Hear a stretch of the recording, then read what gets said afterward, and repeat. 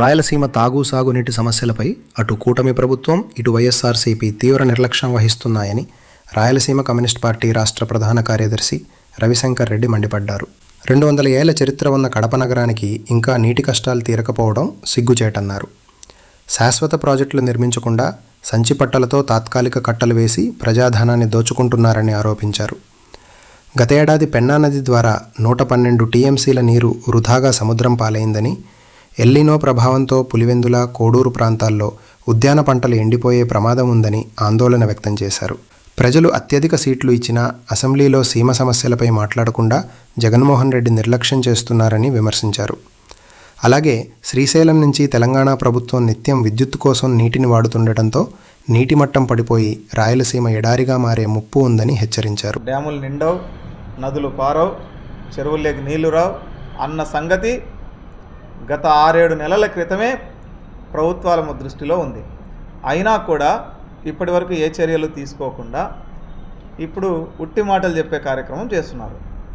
ఈరోజు రాయలసీమ ప్రాంతం తీవ్రమైన కరువు పరిస్థితుల్లో పులివెందుల లాంటి, లేకపోతే రైల్వే కోడూరు లాంటి హార్టికల్చర్ విపరీతంగా ఉన్నటువంటి ప్రాంతాల్లో చెట్లు ఎండిపోతున్నటువంటి ఒక దశకు చేరుకున్నాం.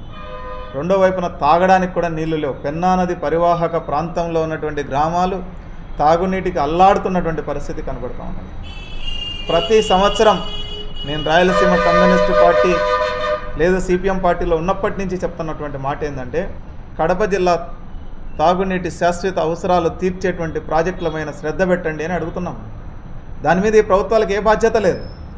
ఈరోజు వాస్తవానికి రాయలసీమలో నీళ్లు లేకపోవడం వల్ల సమస్య లేదు, నీళ్లను నిలవ పెట్టకపోవడం వల్ల సమస్య ఉంది. ఈ సంగతిని విస్మరించి మనకు నీళ్లు లేవని అబద్ధాలు చెప్తున్నారు. ఇంత కరువు ఉన్న ఈ సంవత్సరానికి ముందు సంవత్సరంలో మన రాయలసీమ ప్రాంతం గుండా, నేను కృష్ణానదిలో పోయిన నీళ్ళ గురించి చెప్పట్లేదు, పెన్నా నదిలో పోయిన నీళ్ళ గురించి చెప్తున్నాను, సుమారుగా 112 టీఎంసీల నీళ్లు సముద్రం పాలైనాయి. 112 టీఎంసీల నీళ్లు మన అనంతపురం, కర్నూలు, కడపల మీదుగా పోయి సోమశిల నిండిపోయి సోమశిల నుంచి సముద్రం లేకపోయినటువంటి దుస్థితి ఉంది.